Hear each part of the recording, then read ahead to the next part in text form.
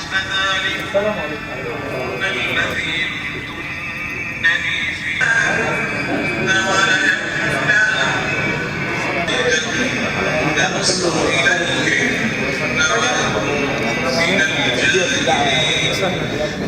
الحمد لله.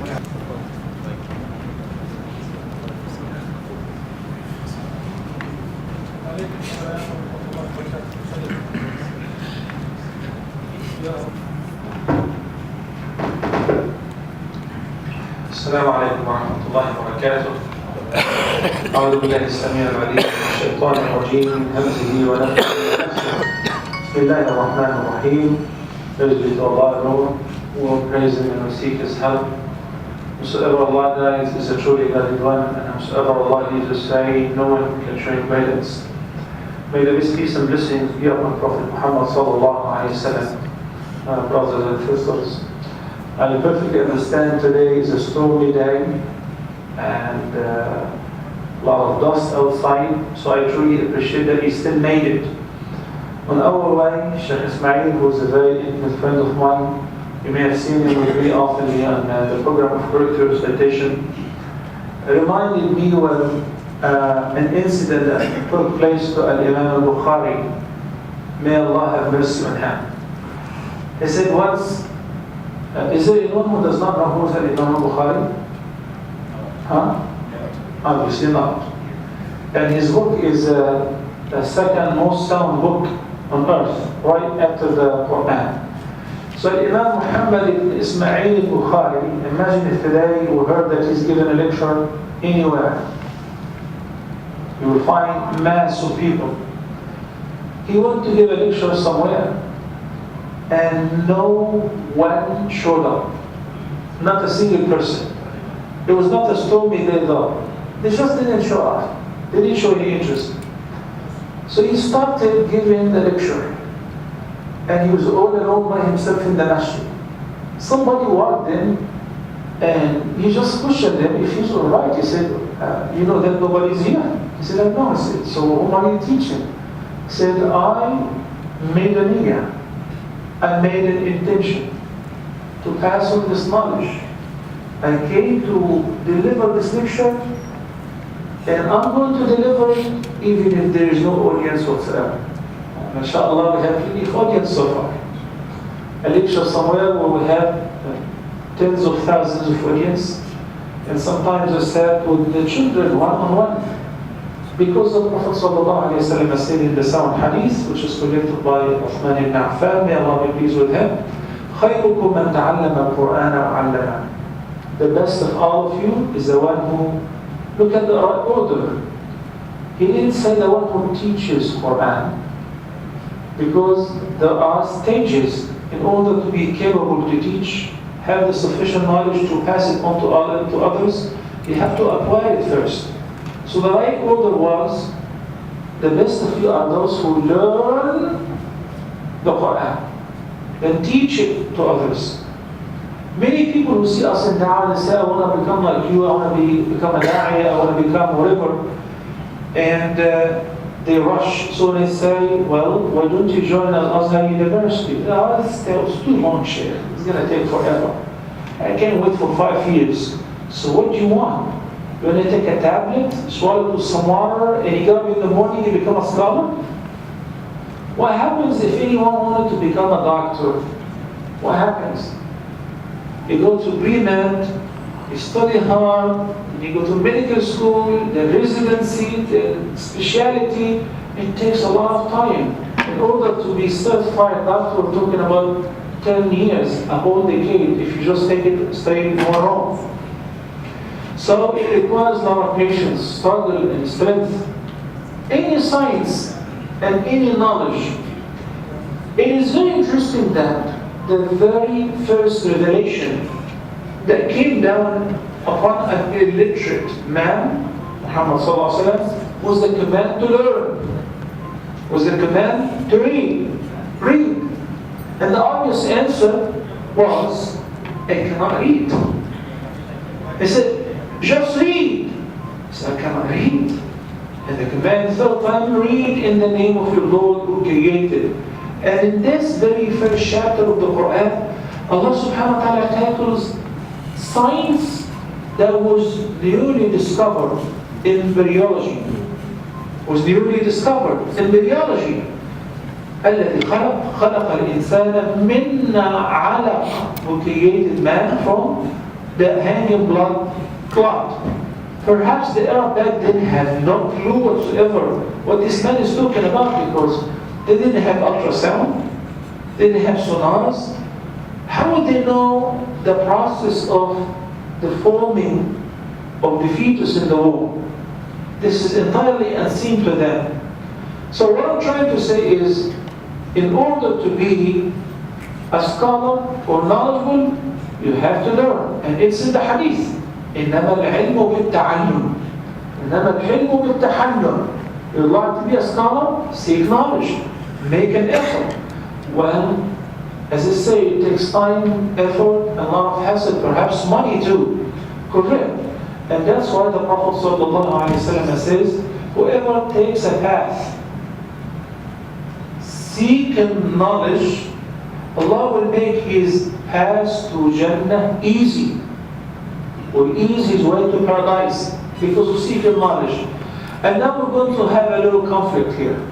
Some people will argue, well, this hadith is pertaining the science of Sharia, fiqh, hadith, jurisprudence, and principles of jurisprudence, tafsir, science of the Quran, not medicine, not pharmacology, not toxicology, not mathematics, not engineering. Says who? This is a limited understanding. This is definitely a limited understanding. We find Allah subhanahu wa ta'ala is utilizing what's known today as empirical knowledge, or modern science, or experimental sciences, where we rely mainly on experiments in the labs, in the microscopes. Allah subhanahu wa ta'ala utilizes that more than 1400 years ago in order to indicate His oneness, in order to prove His lordship, in order to bring people to realize and recognize that the Creator is Allah and their duty to them is to worship Him. Verse number 5 and verse number 6, the two consecutive verses of Surah Al-Hajj. I know that a lot of you are hafiz, mashallah. Allah subhanahu wa ta'ala calls in verse number 5 not on the believers. He addresses whom? Mankind, including vast majority non-believers, especially those who believe in the material. He says, يَا أَيُّهَا النَّاسُ إِن كُنتُمْ فِي رَيْبٍ مِّنَ الْبَعْثِ. The two main inseparable concepts of faith is to believe in Allah and in the hereafter. Many hadith you will find the Prophet ﷺ says, مَنْ كَانَ يُؤْمِنُ بِاللَّهِ وَالْيَوْمِ الْآخِرِ. If you truly believe in Allah and in the last day, do this and that, or avoid doing this and that. So he says, if you people have a problem with the issue of resurrection, because they did not believe that there will be a hereafter, they could not imagine that there will be a power on earth which could bring the dead back to life in the same form and shape, soul and body. Some scientists, until today, they cannot imagine so. And I had an argument and a debate with a biochemist in America for so long pertaining this. It was scientific debate. Forgot to introduce myself. I studied at this university, and my initial study was pharmacology. So my school was just a few steps away from here, the pharmacy school. Then I specialized in pharmacognosy, where I was hired by the university as an assistant professor for pharmacognosy.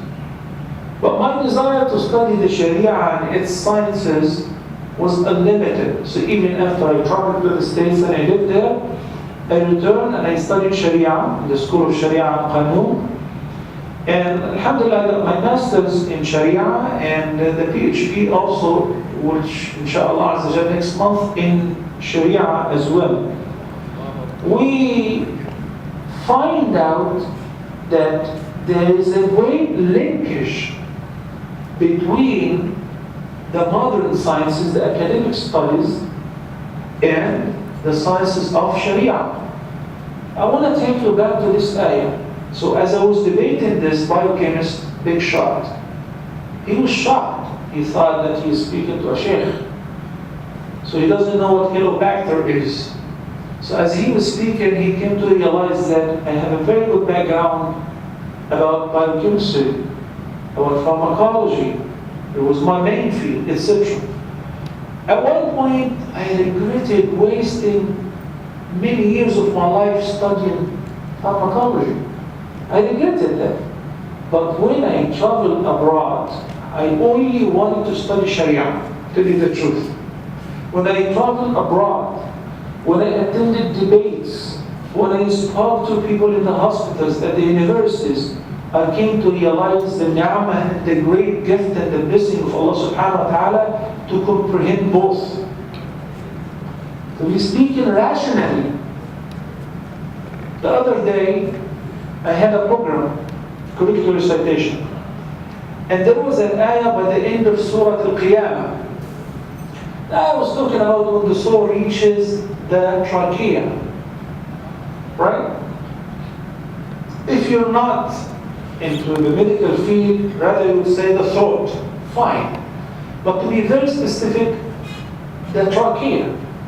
So, the Mufassirin in Arabic say, and the bones of the trachea. We were talking about bones in the trachea.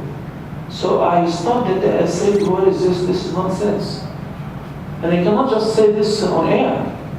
So I opened many tafsir in Arabic, Ibn Kathir and others, and it was the same statement. The bones of the trachea, because one is taken from another. I said, look, let's go back to anatomy. This is recognized as cartilage, right? Cartilage. These are not bones. So there is a difference between when you just copy and imitate without knowledge and say things which may end up misleading people. Because when you speak to, we debate atheists. When you sit with an atheist, he only believes in the material, right? So you cannot tell him Allah said, Prophet Muhammad said, the Quran says. I don't believe in any of that. I don't believe in God to begin with. What are you talking about? I believe in the material. So we have to approach him from this perspective. It's great to be specialized in one field or another. But as my grandfather taught me, and I kept his advice as an earring in my ear all the time, is learn one thing about everything. But learn everything about one thing. Does it make sense? Huh? Be specialized in one field. Perfected. So when you speak about it, you know the ins and outs. You're professional. No one can defeat you. Right? But meanwhile, do not stop at this field. You study Sharia. This is not the end of the world. It's okay to study some general knowledge about medicine, about pharmacology, about math, algebra, or at least to know that Muslim scholars were the pioneers in these fields. And it is shocking to some Muslims to know that a person like Ibn Nafis, the greatest physician in history, in his book, Sharh al-Qanun, or Tashrih al-Qanun, he actually explained and refuted some of the false theories of Ibn Sina. Ibn Sina was a Muslim scholar as well. He memorized the Quran at the age of 10. In Europe, in the States, they celebrate his book Al-Qanun, or the Law in Medicine. It is a cornerstone reference in medicine.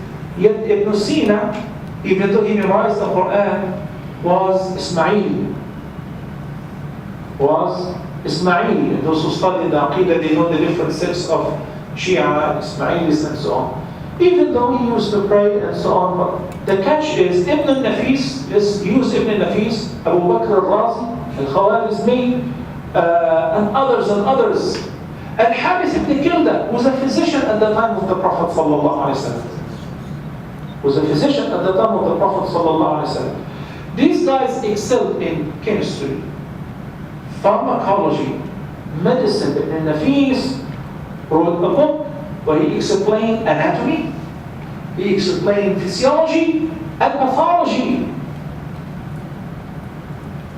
Muslims were more advanced than anybody else on earth. When some people started misinterpreting Islam and they thought the knowledge of the deen should be limited to memorizing the Quran and knowing its meaning and settling with that, slowly we became inferior to the point that if one of the kings in Nigeria, once I was in Hajj, this last Hajj, and I came into somebody in the elevator, shook hands with me, hugged me, and he said, I'm king so and so. I didn't know that in Nigeria there are a lot of kings. So what happens if any person who is wealthy wanted to receive a medication or have an operation outside, go to the UK, Paris, or perhaps Baylor College in Houston, Texas. Why? Well, I don't trust medicine in my country because they have the money. And I will surprise you. Since I was in the medical field, in the hospital I was working for in America, and in my medical community, the best doctors in America are Muslim doctors. From Pakistani origin, from Arabic origin, from African origin, believe it or not. When I go to any church, I take my colleague, my best friend, he's a surgeon. He's the best surgeon ever. Then I present Dr. Hashmi and say, who does not know Dr. Hashmi? The question should be, who knows him? But in fact, he operated on more than half of the citizens. Everybody in his schedule is maybe 6 months in advance. They insist, no, I want Dr. Hashmi to operate on me. I said, he's a Muslim, by the way. He is Muslim. And he sits every morning with me to learn Quran and Tajweed, and every Thursday or every other day to learn Fiqh and Hadith, etc. There is definitely a very powerful bond and a strong linkage between studying the sciences of the Sharia and studying the modern sciences, because this leads to the other. As far as just suggesting things without background or knowledge, that definitely is devastating and leads to a disaster on both levels, whether in religion or modern science. The Prophet ﷺ, in one hadith which is narrated by Abu Sa'id al-Khudri, may Allah be pleased with him, he said, once we were traveling, and a man of us got injured in his head. So, it was extremely cold. He also had a wet dream. And you go and study fiqh and you know that he is required to do ghusl in order to lift the major impurity. So he asked them, am I given any concession or excuse? Can I do tayammum instead? Because if I just take a shower with this cold water with my head injury, I might die. They said no. The ayah says, what does the ayah say in this regard? Who knows? About tayammum. وإن كنتم على سفر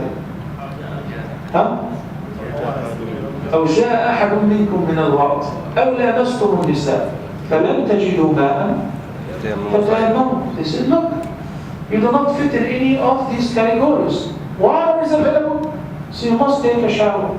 So he showered with water and he died. He died. So when they returned, they told the Prophet ﷺ, some ignorant people believe this is some sort of righteousness, and this is a way to show your strength and iman. You're going to die. Die for what? Die for what? Give me a reason. Why should you die? He didn't die on the battlefield. He died because of some fool told him that he had to take a shower. The Prophet ﷺ said, قَتَلُوهُ قَتَلَهُمُ اللَّهُ. They killed him, they murdered him. May Allah kill them, may Allah curse them. He is angry with some of his companions. They said, هلا سألوا إذ لم يعلموا إنما دواء العلم السؤال. If you don't know, you should ask. You should not volunteer to answer if you do not have the right answer. Just say, I don't know. Why would you volunteer to say, I know, or give an answer if you do not know? The Prophet ﷺ was angry with that. In another incident, Amr ibn al-As was intelligent. He had a similar case when he was not even injured. And he was the head of the expedition. So he had a dream, and instead he just made tayammum. And he led the prayer. If you guys are studying Hanafi, you know that in Hanafi madhab, you cannot lead the prayer if you have tayammum as long as somebody else has wudu. So anyway, he did the prayer. When they returned the complaint to the Prophet ﷺ, he investigated the case and he asked him, why did you do that? He said, Ya Rasulullah, I heard Allah says in the Quran, وَلَا تَقْتُلُوا أَنفُسَكُمْ إِنَّ اللَّهَ كَانَ بِكُمْ رَحِيمًا. Don't you kill yourselves. Allah is most merciful with you. And I thought if I just take a cool shower with cool water, I'll be killing myself. What did the Prophet ﷺ do? What did he say? He smiled. This smile in fiqh is known as iqrar, taqreer. He approved his action. Can anyone predict the hukm, or can anyone prescribe a medication without the previous knowledge, detailed knowledge of the case? No. So indeed, it's similar to medicine, similar to mathematics, similar to space. I want to go back to the ayat in which Allah subhanahu wa ta'ala says, O mankind, if you have doubts with regards to the resurrection, you think it is too much, it's impossible, take this. So these ayat, I utilize them to argue with atheists, with scientists. The Quran is not a book of science, but it is full of scientific miracles. Inviting us, look, you guys studied Arabic and you know that the Quran is everlasting miracle. And all the Arabs say that the Quran is the Arabic miracle itself. What if you speak to a Christian priest, an American, Nigerian, or Ugandan, as you went to Uganda, some African countries? You cannot say Allah says in the Quran and just quote ayat. You have to reason. You have to logic. And reasoning cannot but yield to the truth which is stated in the Quran. And that's why Allah subhanahu wa ta'ala utilizes both prohibitions. Ya ayyuha alladhina amanu, do this, to abstain from that because they already came to the point of belief. But ya ayyuha nas, rational. If you have a problem believing in the resurrection and in the bath, فَإِنَّا خَلَقْنَاكُمْ مِنْ تُرَابٍ. Remember how I created you from the beginning? From turab. Dust. ثم من نطفة ثم من علقة ثم من مضغة مخلقة وغير مخلقة. Oh my God. The detailed explanation of the different various stages of embryology. We were given this, we were the pioneers in that. But because of the negligence of many of us, we became like parasites. Seek help from others. Live on the remains of others.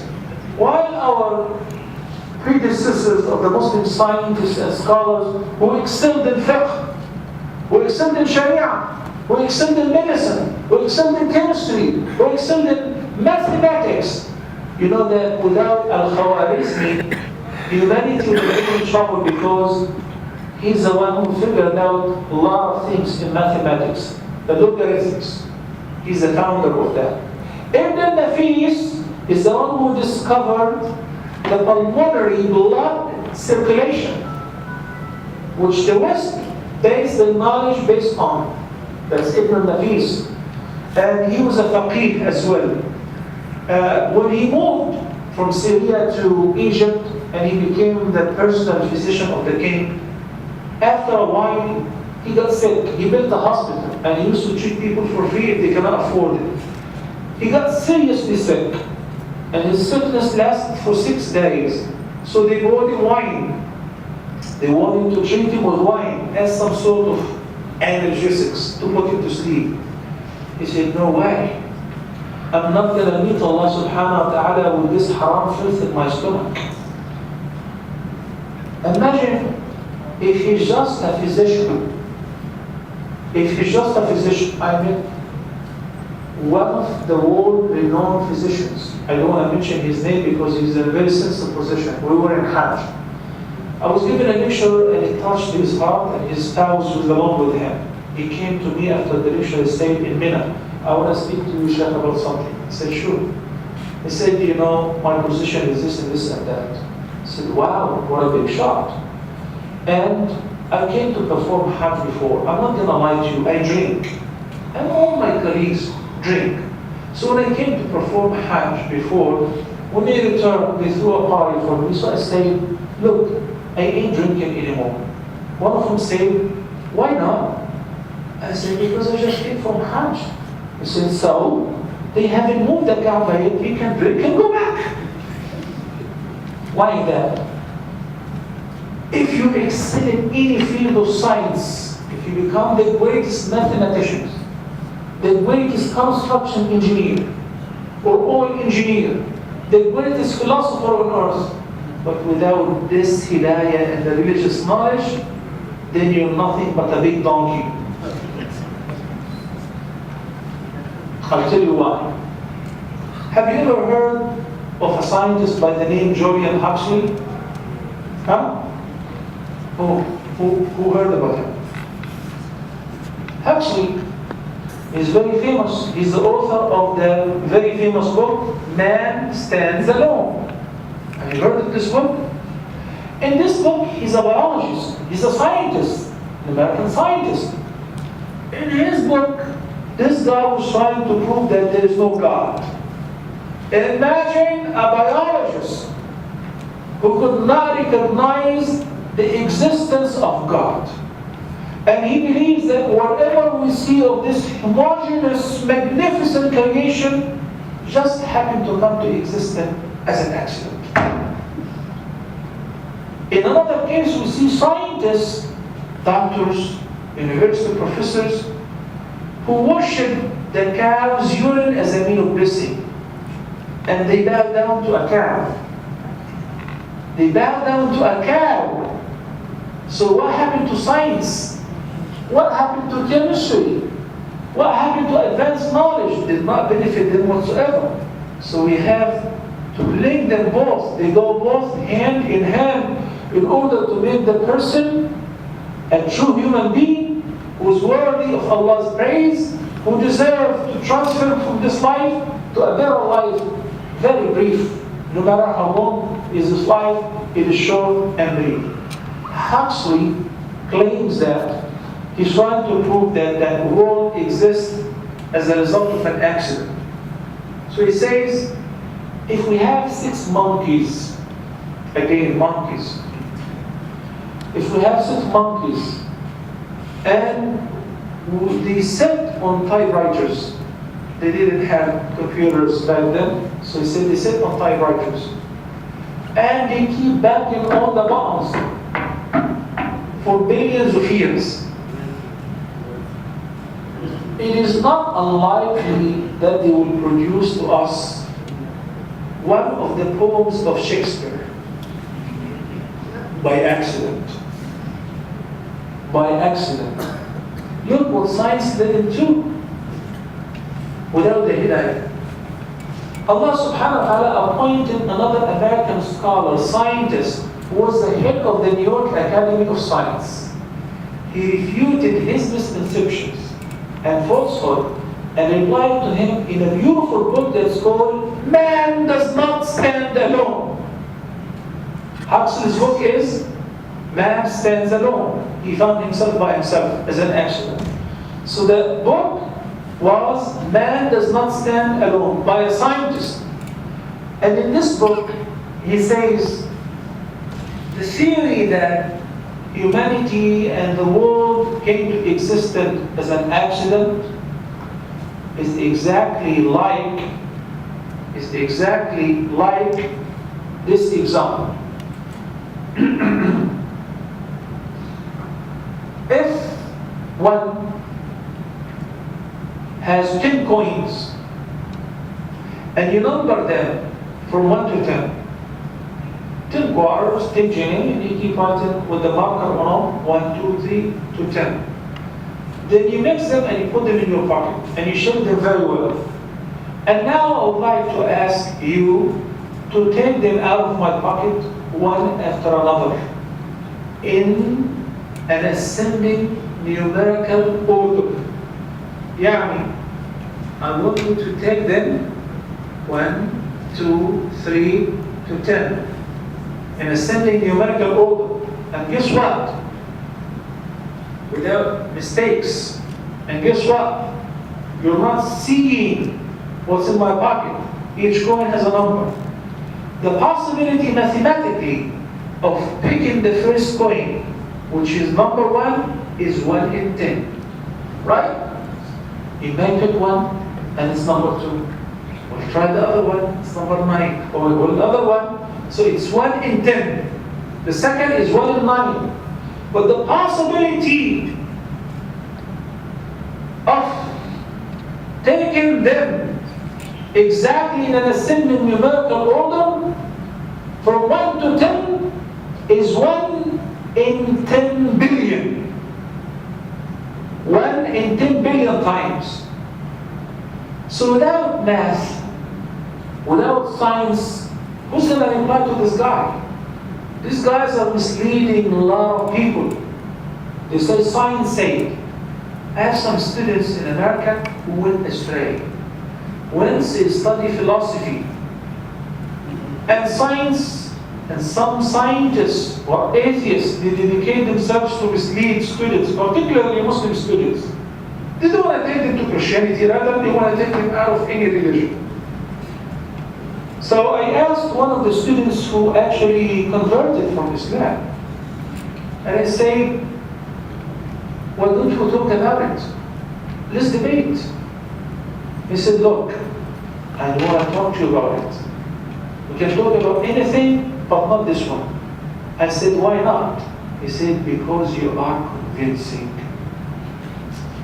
And I don't want to get convinced.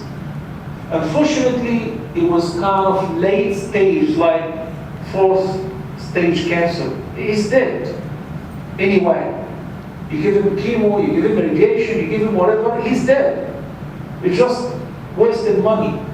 What happened is, instead of waiting until we reach to this stage, which is a very terminal stage, it is best for us and for those whom we love to keep balance between studying this and studying that. In our schools, if we do not have professors who teach us chemistry, math, toxicology, pharmacology, and pathology, and whatever, accounting, with an Islamic background, they can definitely mislead. I owe one of my teachers, whatever I have right now. He was a professor of analytical chemistry here in the pharmacy school next door. He's the one who inspired me to give da'wah in the States. Even though we're studying pharmacology, by speaking about his experience, by speaking about that he left the States in order to come here and teach in Al-Azhar and study Deen, etc. So whenever we have these guys in the right positions, they can form and shape the next generation. But the idea is that we should only focus on the religious science and ignore the modern sciences. The empirical knowledge was actually portrayed and propagated amongst us by the enemies of Islam. By the enemies of Islam. Shame on us to have the best physicians, and meanwhile we have to go outside to get treated. Shame on us that if you would like to be a successful scientist, then you have to migrate. You have to go to a non-Muslim country. Why?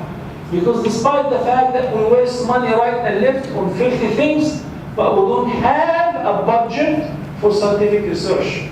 We do not appreciate scientists. My colleague, and he was also my professor here, went to the States in a delegation, Then he went to Canada, and he was in the biochemistry department. And he made a lot of effort in researches where he found out a treatment for hepatitis. He returned.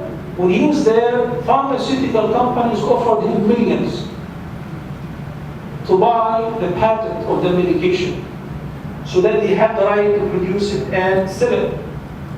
He preferred to come back and give it in the name of Al-Azhar University, in the name of Egypt. Unfortunately, he did. He came back, and his file was thrown in one of the drawers, and it was locked on it.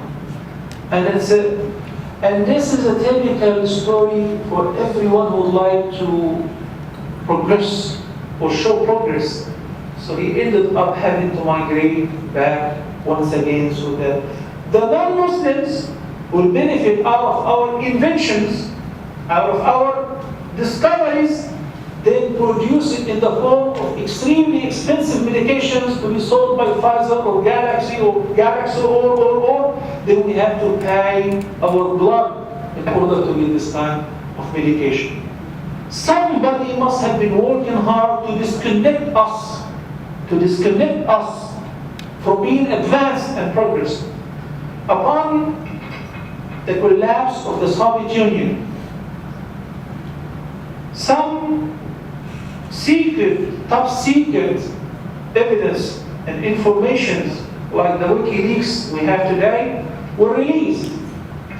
That the CIA used to hire some presidents, some of the Soviet Union.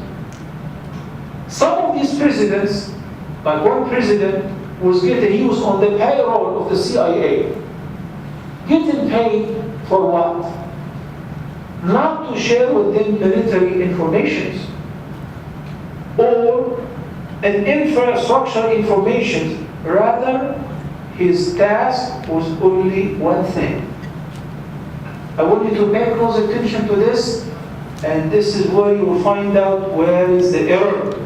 Where did we go wrong?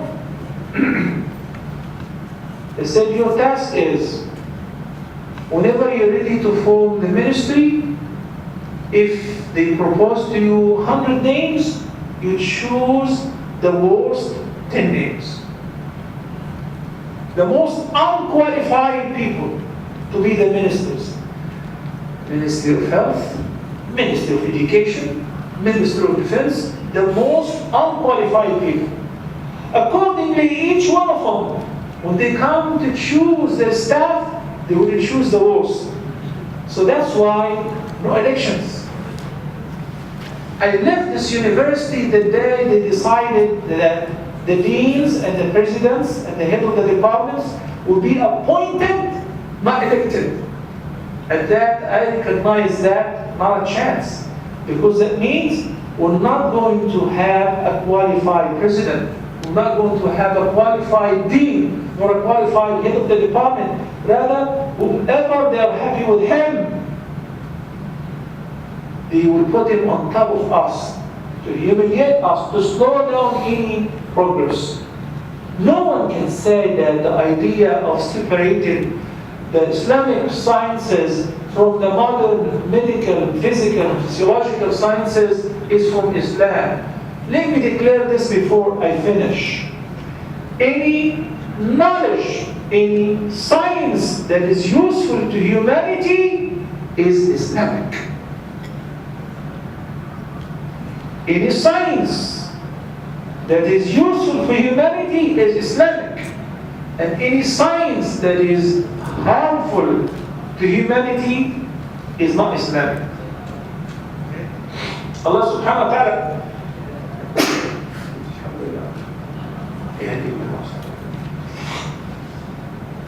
Allah subhanahu wa ta'ala says in Surah Al-Baqarah, وَمَا يُعَلِّمَانِ مِنْ أَحَدٍ حَتَّى يَقُولَا إِنَّمَا نَحْنُ فِتْنَةٌ فَلَا تَكْفُرْ.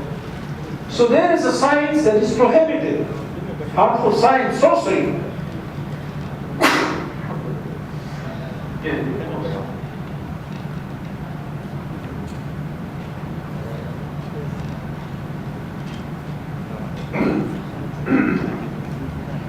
So it's a science, it's a knowledge, but it is prohibited to learn. It is prohibited to act upon. The Quran, which is said it is not a book of science but full of scientific miracles, I will just point to one thing for the sake of time. That one thing is in Surah Al-An'am. Allah subhanahu wa ta'ala says, فَمَنْ يُرِدِ اللَّهُ أَنْ يَهْدِيَهُ يَشْرَحْ صَدْرَهُ لِلْإِسْلَامِ وَمَنْ يُرِدْ أَنْ يُضِلَّهُ يَجْعَلْ صَدْرَهُ ضَيِّقًا حَرَجًا كَأَنَّمَا يَصَّعَّدُ فِي السَّمَاءِ. What does it mean? The first part is easy to understand. If Allah wants to guide anyone, He will open his heart to accept Islam, and end of story. وَمَنْ يُرِدْ أَنْ يُضِلَّهُ. If Allah wants to leave somebody astray, He will make his heart congested, his chest congested. Similar to what? This is important. Pay attention to this. Congested similar to somebody who's ascending up in a higher level towards the sky, towards the heaven. This ayah was revealed more than 1400 years ago. And this ayah opened the door for science of astronomy. Opened the door for aviation. Allah is talking about the pressure and the oxygen level in the higher level of the atmosphere, which is the more you ascend, the pressure will increase. The more you ascend, the higher you ascend, the oxygen will decrease. As a result of that, the planes have to be equipped with the proper pressure and with the oxygen supply, lest it will explode. And the person, if somebody went in a balloon and it kept going up and up and up over 20,000 feet, you know what will happen? He will burst. The pressure will increase inside, and he will start bleeding from his eyes and ears. Then he will just blow up. So the ayah is talking about a scientific fact that only in this century, in the last century, scientists came to realize, because only in the middle of the last century, aviation started. Several attempts to fly failed, then finally they came to figure out that what they need is this and this and that in order for anything to fly. What happened is, this ayah was a reference. This ayah was given to us, but who acted upon it? Alhamdulillah, a few days ago, an Egyptian Muslim scientist, she is an engineer. She came to discover a new discovery. The whole world is so impressed with it. And this discovery is actually been mentioned in Surah Al-Kahf for the past 1400 years, and nobody paid attention to. Since she's an engineer, she figured out a concrete mix that is resistant to earthquakes. Japan could not reach this level. And this is in one of the ayahs of the Quran. Can you figure out which ayah is it? Surah Al-Kahf.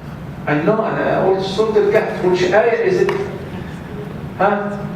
آتوني زبر الحديد حتى إذا ساوى بين الصدفين قال انفخوا حتى إذا جعله نارا قال آتوني أفرغ عليه قطرا.